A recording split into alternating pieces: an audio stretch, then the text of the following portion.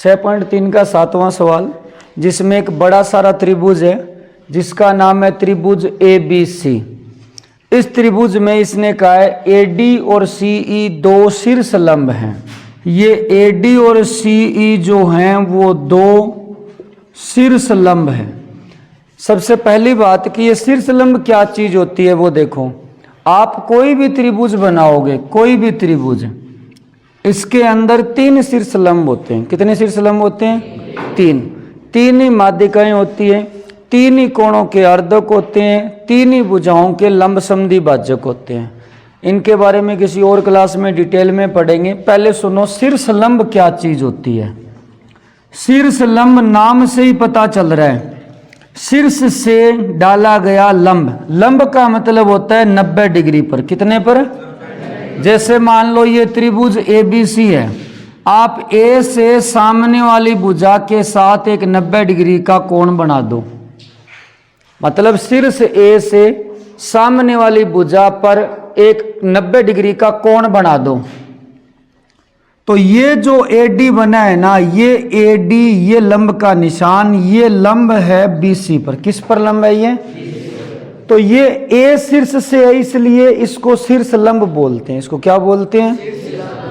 अगर हम B से सामने वाली भुजा पे ऐसे 90 डिग्री का कोण बना दें, मतलब इसके साथ कोण 90 होना चाहिए, तो ये एक और शीर्ष लंब हो गया। अब तीसरी भुजा से बनाएंगे तो एक और बन जाएगा CF। और मजे की बात यह है कि तीनों शीर्ष लंब एक ही बिंदु से जाते हैं, मतलब तीनों का प्रतिच्छेदी बिंदु जो होता है ना वो एक ही होता है। इसके बारे में कभी डिटेल से हम अलग से पढ़ेंगे। फिलहाल आप शीर्ष लंब समझ गए होंगे। शीर्ष लंब का मतलब क्या होता है? त्रिभुज में किसी शीर्ष से सामने वाले भुजा पे डाला गया लंब होता है। तो जैसे ये CE लंब है, ये किस पर लंब है? AB पर। और ये AD लंब है, वो किस पर है? AD BC पर लंब है। किस पर लंब है? AD। तो इसको मैंने संकेतों के अंदर लिख दिया। अब यहां पे लंब का मतलब होता है 90 डिग्री का कोण। कितना होता है? यानी ये वाला कोण 90 का है, तो इधर वाला भी कितने का होगा? ये 90 है तो इधर वाला भी। क्यों? क्योंकि टोटल दोनों साइड मिला के कितना होता है? 180। तो ये 90 तो ये भी 90। अब इसमें क्या सिद्ध करवा रहा है वो देखो। पहला कह रहा है त्रिभुज AEP।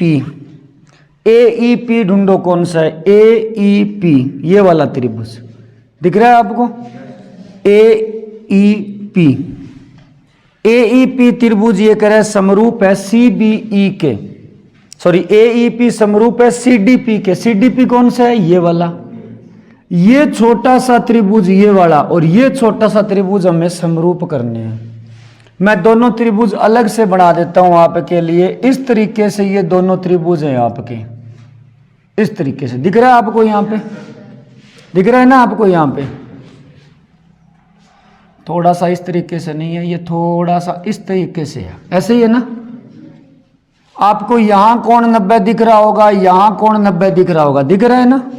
ये दोनों त्रिभुज अपने को समरूप करने हैं, और समरूप करने के लिए कम से कम कितने कोण बराबर करने पड़ते हैं? 2 कोण। क्या इसमें आप 2 कोण बता सकते हो बराबर? एक तो बता ही सकते हो। कौन सा? इस त्रिभुज में ये 90 का है और इस त्रिभुज में ये। क्या कोई और कोण भी बराबर हो सकते हैं? कौन से? क्या नाम है उन कोणों का? शीर्षाभिमुख। कौन से? ये देखो आमने सामने है। इसका मतलब ये वाला कोण इस वाले कोण के क्या है? ये वाला कोण कौन से त्रिभुज में है? CDP में। और ये वाला कोण AEP के अंदर। तो एक तो ये बराबर हो गया, दूसरा ये E कितने डिग्री का है और ये D कितने का है? तो 2 कोण बराबर हो गए। तो कौन सा नियम लगेगा? डबल A नियम लगेगा। कौन सा नियम लगेगा? तो पहला प्रूफ, ये पहले का प्रूफ है, प्रूफ नंबर 1। तो त्रिभुज AEP ऐसे लिखोगे, लिखने का तरीका भी ध्यान रखना। त्रिभुज AEP व त्रिभुज CDP में हम इन 2 त्रिभुजों की बात कर रहे हैं। इसमें कोण E कितने डिग्री का है? 90 का। और इसमें कौन सा 90 का है? कौन सा 90 का है? D। और इसमें कौन D 90 का है? क्योंकि अपने को दिया हुआ है लंब दिया है कि नहीं दिया है? अच्छा, दूसरी बात, इस कोण का नाम क्या है? APE, यानी कोण APE बराबर है कौन से कोण के? इसके। इसका नाम CP, कोण CPD के। कारण क्या है इनके बराबर होने का? शीर्षाभिमुख। इनके बराबर होने का कारण है शीर्षाभिमुख। दो कोण बराबर हो गए कि नहीं हो गए? हो गए। तो यहां पे कौन सा नियम लगा बताओ? डबल ए नियम। कौन सा नियम लगेगा यहां पर? डबल ए नियम से। डबल ए नियम से त्रिभुज AEP समरूप हो गया। अब देखो, नाम वैसे तो दिया हुआ है सवाल के अंदर, फिर भी हमें बहुत ही ध्यान से करना है। ए कोण किसके बराबर है बोलो? ए का नहीं पता। ई किसके बराबर था? इसका। ई किसके बराबर था? ई बीच में है तो इसका मतलब डी क्या आएगा? बीच में। इसका पी किसके बराबर था? पी के। इसका पी लास्ट में है तो इसका पी भी क्या आएगा? अब इसका तीसरा अक्षर बचा कौन सा? ये तो बीच वाला था, ये लास्ट वाला था, तो सी कहाँ आएगा? पहले वाले पे। इसका मतलब त्रिभुज AEP किसके समरूप हो गया, और यही हमें सिद्ध करना था। समझ में आई बात? दूसरा त्रिभुज देखिए, दूसरा प्रूफ, यानी दूसरे सवाल का प्रमाण, प्रूफ 2। दूसरा त्रिभुज है कौन सा? पहले ये ध्यान से देखो। त्रिभुज ABD समरूप करना है CBE के। ABD है कहाँ? ABD ये वाला त्रिभुज है, एक बड़ा सारा त्रिभुज। ये वाला त्रिभुज अपने को समरूप करना है ADB के, नहीं CBE के। CBE कहाँ है? CBE ये वाला। मतलब इस बुझा कोई लेना देना नहीं है, एक बार मिटा देते हैं। ये वाला त्रिभुज ABD दिख रहा है आपको? ऐसे इस तरह से बड़ा सारा त्रिभुज, इस तरह से एक बड़ा त्रिभुज है CB, इनके समरूप करना है। सवाल वही है। पहले तो मैं लिख देता हूं हम कौन से दो त्रिभुज ले रहे हैं। त्रिभुज एक का नाम तो क्या है? ABD। क्या नाम है? और दूसरे का नाम क्या है? CBE। ये जो दो त्रिभुज है आपके सामने, इनमें दो कोण बराबर ढूंढो। इनमें आपको अभी तक एक भी बराबर नहीं दिखा। अरे ये जो त्रिभुज था ये वाला, इसमें कोई 90 का है क्या? है कि नहीं है बताओ? ये कितने का है? अच्छा, इस वाले में कोई 90 का कौन सा है? तो ये हो गए ना 90 के बराबर। एक तो ये हो गया। दूसरा ये B कौन से त्रिभुज में है? ये इसमें भी है और ये इसमें भी है। अगर ये 40 का है तो दोनों के लिए तो 40 का हो गया। तो सीधी सी बात है, पहले तो इस कोण का नाम लिख दो, कोण CEB। कोण CEB बराबर है, इसका क्या नाम है? 90 है। नाम क्या है इसका? ADB। कारण क्या है बराबर होने का? 90। अच्छा, ये B क्या है? उभयनिष्ठ। तो क्या लिखोगे? कोण B बराबर कोण है, और लिखोगे क्या इसके बराबर होने का रीजन? दोनों त्रिभुज क्या हो गए? कौन से? उभयनिष्ठ हो गए, समरूप हो गए। तो डबल A नियम से दोनों त्रिभुज क्या हो गए? समरूप। नाम लिखो। पहले का नाम तो सीधा अपनी मर्जी से लिख दो, त्रिभुज ABD समरूप है। दूसरे का नाम इसके हिसाब से, इसका E कोण इसके D के बराबर था।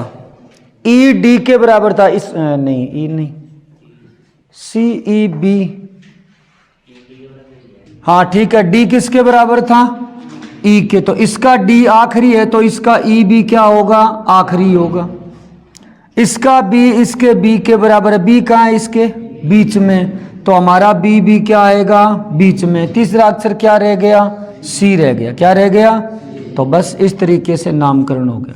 बाकी इनमें आपको ज़्यादा जोर नहीं आएगा क्योंकि समरूप लिखा हुआ है, शब्द लिखा हुआ है, तो आप तो देख के लिख देना भले, लेकिन आपको लिखना आना चाहिए। अब इसका तीसरे का प्रूफ, चौथा आप कर लेना, मैं तीसरे का प्रूफ लिख रहा हूं, प्रूफ नंबर 3।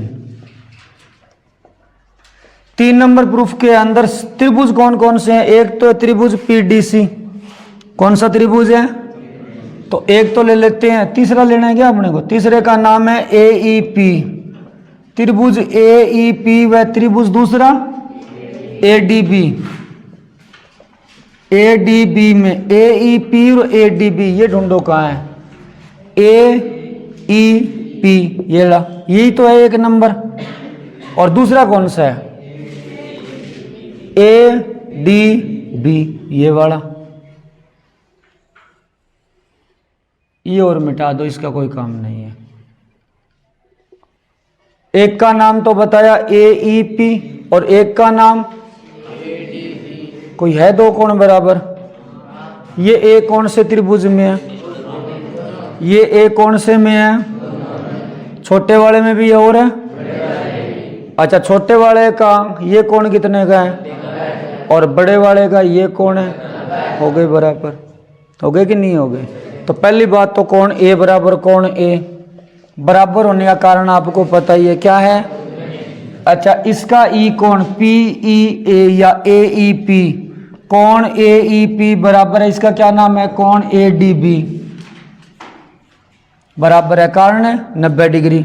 नाम लिखो, पहले का नाम लिख दो AEP, समरूप है, दूसरे का नाम इसके हिसाब से, पहले का तो AEP लिख दिया, इसका E 90 है तो इसका D 90 है, तो E इसका बीच में है तो D भी क्या आएगा, बीच में। अच्छा, A दोनों में उभयनिष्ठ है तो A पहले है तो इसमें भी A क्या आएगा, पहले। अगला अक्षर क्या रह गया इसका, ADB क्या रह गया, B। तो बस ये नामकरण हो गया। तो इस तरीके से आपके ये 3 जोड़े त्रिभुजों के मैंने समरूप कर दिए। चौथा भी बहुत आसान है, मौखिक बता देता हूँ। एक तो है PDC, ये था PDC जो मैंने अभी अभी मिटाया था, ये था PDC। ये वाला त्रिभुज 2 नंबर समरूप करना है BEC के, ये BEC का है, BEC ये रहा, इसके समरूप करना है, ये मिटा दो, इसका कोई काम नहीं है। ये छोटा सा इस BEC के समरूप करना है, कैसे होगा, C तो उभयनिष्ठ है भाई, ये छोटा त्रिभुज और ये बड़ा त्रिभुज, त्रिभुजों पे ध्यान देना, एक तो BEC है, BEC पूरा त्रिभुज है ये, और एक है PDC ये छोटा सा, तो C तो क्या हो गया दोनों में, और बड़े त्रिभुज के अंदर ये 90 है ना, 90, और छोटे में ये 90। इधर वाला मत लेना, ये इधर वाला 90 का है, छोटे त्रिभुज में तो यही है, ये 90 का, बड़े में ये 90 का, तो दो कोण बराबर हो गए। ठीक है, तो उतार लीजिए इसको। सवाल नंबर 8, सवाल नंबर 8 में लिखा है कि ABCD एक समांतर चतुर्भुज है। ABCD क्या है, एक, और समांतर चतुर्भुज में ये खास बात होती है कि आमने सामने वाली भुजाएं क्या होती है, समांतर। ये लंबाई में भी बराबर होती है और समांतर भी होती है, समान और समांतर दोनों होती है। तो ये भुजा इसके समांतर है और CD भुजा AB के समांतर, मैंने यहाँ लिख दिया। AD समांतर है BC के और AB समांतर है CD के। फिर इस सवाल में ऐसे बोला गया है कि बढ़ाई गई भुजा AD पर E है, यानी AD को बढ़ाना है। AD को बढ़ाने का मतलब AD को A से D की तरफ बढ़ाना है, ऐसे AD को बढ़ाना है तो मैंने बढ़ा दिया। अगर ये बोलता ना DA को बढ़ाना है तो हम ऐसे बढ़ाते D से A की तरफ, तो AD को बढ़ाना है, मैंने बढ़ा के E लिख दिया आगे। ये कह रहा है BE, यानी आप B को E से मिलाओगे तो ये CD को F पर काटती है, प्रतिच्छेद करती है, यानी BE को मिलाया तो CD को इसने F पर काटा। अब ये कह रहा है कि त्रिभुज ABE, त्रिभुज ABE कौन सा है, ABE, ये बड़े वाला त्रिभुज हमें समरूप करना है किसके, CFB के। CFB ये है इधर वाला, इसके समरूप करना है, यानी ये बड़ा सारा त्रिभुज इसके समरूप करना है। ध्यान रखना, इस सवाल में समांतर चतुर्भुज दिया है। क्या दिया है, समांतर चतुर्भुज का मतलब होता है कि ये वाली जो भुजा है, ये वाली भुजा इस वाली भुजा के क्या है, समांतर है। मैं एक बार एक काम करता हूं, ये इतनी सी लाइन मिटा देता हूं ताकि आपको दोनों त्रिभुज स्पष्ट रूप से दिखे। दिख रहे हैं क्या अभी, यानी ये वाला त्रिभुज CFB अपने को इस वाले के क्या करना है, समरूप करना है। क्या करना है, और फायदा किस चीज का उठाना है कि ये भुजा इसके समांतर है और ये भुजा इसके समांतर है। अब समरूप करने के लिए कम से कम कितने कोण बराबर करने पड़े, 2 कोण। कितने कोण है, तो ढूंढो इनमें दो कोण बराबर। प्रूफ है बी किसके बराबर है? उभयनिष्ठ कैसे है बी? अरे ये त्रिभुज ही बाहर है इससे। बी ये वाला कौन है? बी ये तो इधर रह गया और इसका बी कौन इधर रह गया। ये बराबर कैसे हो गए? ये लग रहा है मेरे को 70-80 का, ये लग रहा है 30 का ही। उभयनिष्ठ कौन सा होता है पता है क्या आपको? जो दोनों में बनाओ। नाम दोनों का बी जरूर है पर ये कौन देखो कहाँ है? ये तो बाहर है, ये इधर है। उभयनिष्ठ कहाँ हो गया भाई? बी कौन इस त्रिभुज का कहाँ है? इधर नहीं है क्या? और इसका कहाँ है? इस त्रिभुज से ही बाहर है। तो उभयनिष्ठ कहाँ हो गया? और कोई तरीका बताओ। बी किसके बराबर बता रहे हो? ई के। बी ई के बराबर कैसे? एकांतर कोण है, ये सही बात है। ये दो रेखाएं समांतर है, दिख रही है क्या आपको? भाई ये समांतर है तो ये आगे लास्ट तक समांतर ही होगी फिर है। ये वाली भुजा जो है वो लास्ट तक क्या होगी? इसके समांतर ही होगी। इस तरीके से दो रेखाएं समांतर चल रही है। ये देखो ध्यान से, ऐसे है ये दोनों, नहीं है क्या ऐसे? और ये तिर्यक रेखा इनको काट रही है, ऐसे नहीं काट रही है। तो ये कौन से कोण होते हैं इस तरीके से? ये बराबर है, एकांतर कोण है। नाम लिखो इसका, इसका नाम क्या है? ए ई बी। कोण ए ई बी बराबर है, इस कोण का नाम एफ बी सी। कोण एफ बी, कारण क्या है इनके बराबर होने का? एकांतर कोण। इसी तरीके से एक और ढूंढो कोई। देखो इधर सुनो, ढूंढने में एक चीज हेल्प करती है हमारी। पहले तो त्रिभुजों के तीनों कोण देखो कौन से हैं। देखो ये छोटा त्रिभुज है, इसमें ये कोण है कि नहीं है? ये कोण। और बड़े वाले में ये कोण बराबर हो गए ये तो। अब बड़े वाले में और कौन सा कोण बचा है? एक तो ये बचा है, ये बचा है ना एक।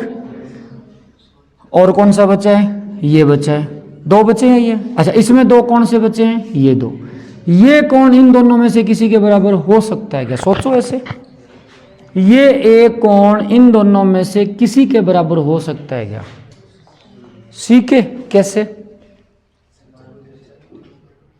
समान चतुर्भुज में आगे देखो, ये सही बात है। ये एक कोण सी के बराबर होगा। किसके बराबर होगा? पहले तो ये बताओ ए कोण है कौन से त्रिभुज में? बड़े वाले में है ना। और ये सी कौन से में? पहले हमें ये तो पता चलना चाहिए ना कि कोण कहाँ है। बड़े वाले में कई बार बच्चे से देखते रहते हैं कि ये इसके बराबर है क्या, ये इसके बराबर है क्या, ये इसके बराबर है क्या। अरे ऐसे नहीं देखना होता। हमें कैसे देखना होता है? छोटे वाले का कोण अलग, बड़े वाले का कोण अलग। छोटे वाले में ये सी है, बड़े वाले में ए है। दोनों अलग अलग त्रिभुजों में है कि नहीं है? अब देखना ये बराबर है कि नहीं है। तो ए सी के बराबर होगा। कारण क्या ए सी के बराबर होने का? मैं लिख देता हूं पहले। ए कोण सी के बराबर है। कारण आपको इतना सा लिखना है कि चतुर्भुज ए बी सी डी, चतुर्भुज ए बी सी डी कौन सा है? समांतर चतुर्भुज है। ये कौन सा चतुर्भुज है? समांतर चतुर्भुज। आपने 9वीं क्लास में 8वीं क्लास में समांतर चतुर्भुजों के गुण पढ़े होंगे। समांतर चतुर्भुजों में ये आमने सामने वाले कोण जो है बराबर होते हैं। ये वाले कोण बराबर होते हैं। आप अभी चेक कर सकते हो कैसे बराबर होते हैं। मान लो ये कोण 60 का है। कितने का है? क्या आपने 9वीं क्लास में छठे चैप्टर में एक बात पढ़ी है क्या? दो रेखाएं से समांतर जा रही हो, तिर्यक रेखा से काट रही हो, तो इन दोनों कोणों में क्या संबंध होता है? इनका योग 180 होता है। इन्हें बोलते हैं अंतः कोण। क्या बोलते हैं इनको? याद है क्या आपको? इनका योग कितना होता है? 180 डिग्री। इनको बोलते हैं अंतः कोण। तो एक बात बताओ, ये भी तो दो समांतर रेखाएं हैं। ये दोनों समांतर रेखाएं नहीं है क्या समांतर चतुर्भुज में? तो अगर ये कोण 60 है तो फिर ये कितना बचेगा? 120। क्यों? क्योंकि इनका योग कितना होगा? फिर मुझे ये बताओ, ये दो रेखाएं भी तो समांतर है। ये दोनों रेखाएं आपस में क्या है? समांतर। ये तिर्यक रेखा काट रही है तो इनका योग भी कितना होगा? 100। जब ये 180 है तो ये कितना हुआ? अब ये 60 है तो ये भी कितना हुआ? यानी आमने सामने वाले बराबर हैं। इसी तरीके से ये 60 है तो ये 120, ये इसके बराबर होगा। तो इसी तरीके से ये समांतर चतुर्भुज था। क्या था ये? तो ये ए कोण किसके बराबर हो गया? कारण लिख देना, समांतर चतुर्भुज है। समांतर चतुर्भुज की वजह से ये कोण क्या है? बराबर। तो कौन से दो कोण बराबर किए हमने यहाँ पे? एक तो ई कोण किसके बराबर किया? कारण है जेड की आकृति एकांतर कोण। दूसरा ये सी कोण किसके बराबर है, कारण है समांतर चतुर्भुज के कोण। तो त्रिभुज का नाम लिख दो, अतः त्रिभुज, पहले बड़े वाले का नाम लिखो ए ई बी। ए जैसे सवाल में वैसे लिख देता हूं A B E, A B E. वैसे आप तो लिखना चाहो तो इसको देख के लिख सकते हो, फिर भी ए कोण किसके बराबर है छोटे वाले में, तो ए की जगह क्या नाम आएगा सी। बड़े वाले का ई कोण, ई कोण लास्ट में है ई, ई किसके बराबर था बी के, ई लास्ट में है तो बी क्या आएगा लास्ट में, बीच में अक्षर कौन सा रह गया एफ, तीसरा अक्षर एफ ही तो रहा है। तो त्रिभुज ए बी ई समरूप है किसके सी एफ बी के। रूल कौन सा लगा यहाँ पे, डबल ए नियम से। समझ गए आप लोग, ठीक।